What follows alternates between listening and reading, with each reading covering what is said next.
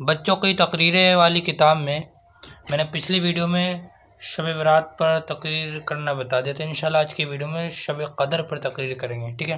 تو ویڈیو کو شروع کرنے سے پہلے اگر آپ چینل پر نئے ہیں تو چینل کو ضرور سبسکرائب کر لیں، شیئر کر دیں، لائک ضرور کریں۔ تو چلیے شروع کرتے ہیں۔ شب قدر۔ الحمدللہ نحمدہ ونصلی علی رسولہ الکریم، اما بعد فاعوذ باللہ من الشیطان الرجیم، بسم اللہ الرحمن الرحیم۔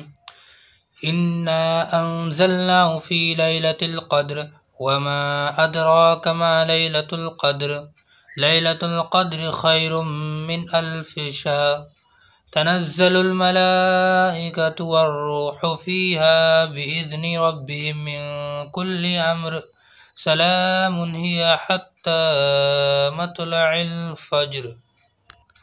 محترم بزرگوں اور پیارے دینی بھائیوں، السلام علیکم ورحمۃ اللہ۔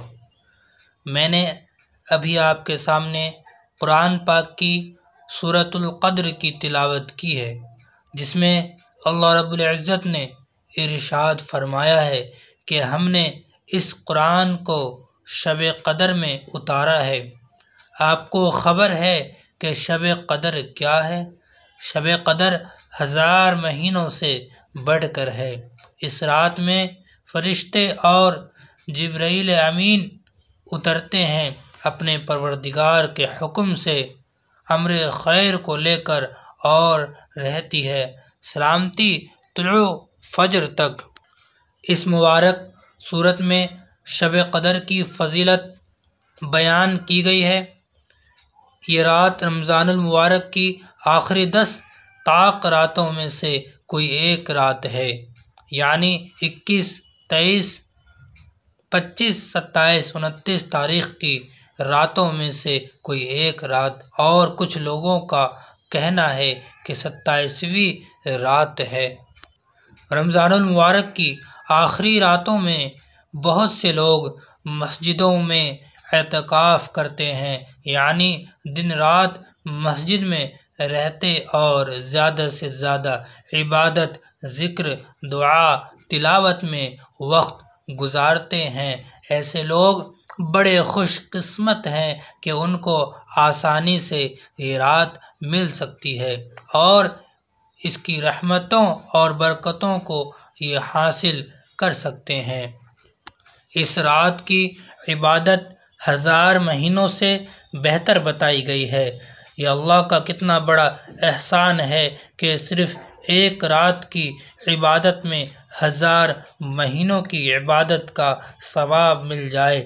پچھلے زمانے کی امتوں کی عمریں لمبی ہوتی تھی اور وہ خوب عبادتیں کرتی تھی۔ حضور صلی اللہ علیہ وسلم کی امت کو عمر کم دی گئی ہے، لیکن پہلے لوگوں جیسی عبادت کا ثواب یہ امت بھی حاصل کر سکتی ہے۔ شب قدر کون سی رات میں ہے یہ متعین نہیں کیا گیا ہے، اس لیے اس کی تلاش میں کئی راتوں میں عبادت کرنے کا موقع مل جاتا ہے۔ روایتوں میں آتا ہے کہ وہ لوگ آپس میں لڑ رہے تھے، اسی کی نحوست کی وجہ سے شب قدر کا تعین چھپا دیا گیا۔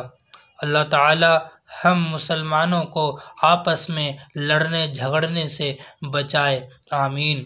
حضور صلی اللہ علیہ وسلم کا معمول تھا کہ جب رمضان شریف کا آخری عشرہ شروع ہوتا تو عبادت کا بہت زیادہ اہتمام فرماتے تھے، اور ازواج مطہرات اور شہزادیوں کو بھی جگاتے تاکہ وہ بھی عبادت کر سکیں۔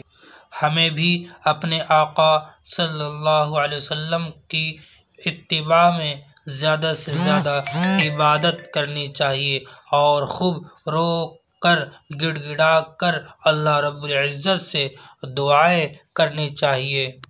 اللہ کی طرف سے تو اعلان ہوتا ہے کہ ہے کوئی روزی مانگنے والا کہ میں اس کی روزی کشادہ کر دوں، صحت مانگنے والا کہ میں اس کو صحت عطا کر دوں، لہٰذا ہم اس کی پکار پر دوڑیں۔ آخر میں اللہ پاک سے دعا ہے کہ اب تک ہم سے شب قدر کی جو ناقدری ہوئی وہ معاف فرمائے اور ہم کو آئندہ اس کی پوری قدردانی کی توفیق عطا فرمائے، آمین۔ وآخر دعوانا ان الحمدللہ رب العالمین۔ تو یہ میں نے آپ کو شب قدر پر تقریر کرنا بتا دیا۔ انشاءاللہ اگلی ویڈیو میں محرم پر تقریر کریں گے، ٹھیک ہے؟ تو ملتے ہیں اگلی ویڈیو میں، تب تک کے لیے السلام علیکم ورحمۃ اللہ۔